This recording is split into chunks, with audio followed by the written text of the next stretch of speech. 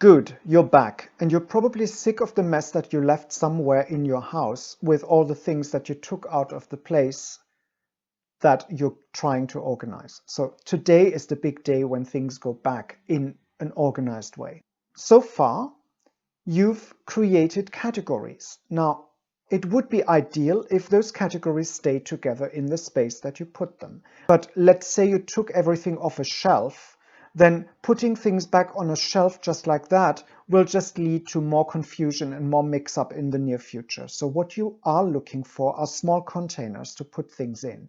And that could be anything. That could be empty tins or glasses of spaghetti sauce, or a very good one is cereal cartons, because you can just cut the cardboard to the right size and then put everything in those different containers.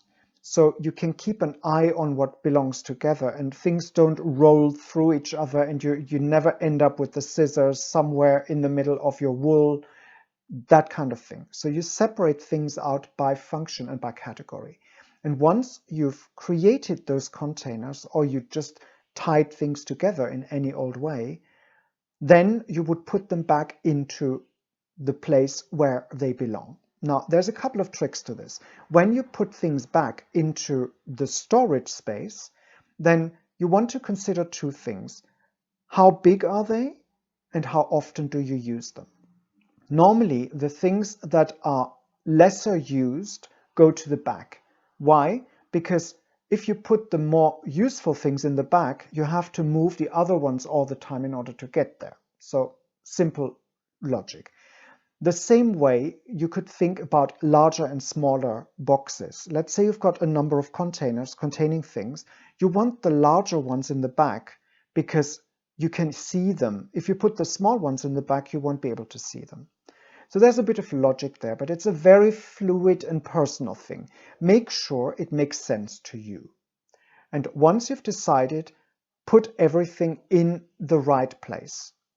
And you'll probably find that not only because you've taken some things out, but also because you group them in containers, there's a lot more space there.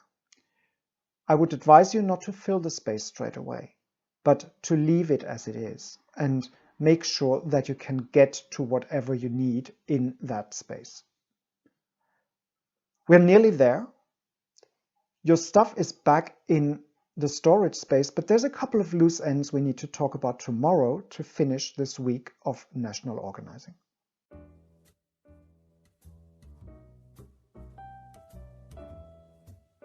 If you want more, there are options. Click the round logo to subscribe to this channel, or select the playlist in the middle to see more content, or check out the links in the description below. Oh, and feel free to like this video.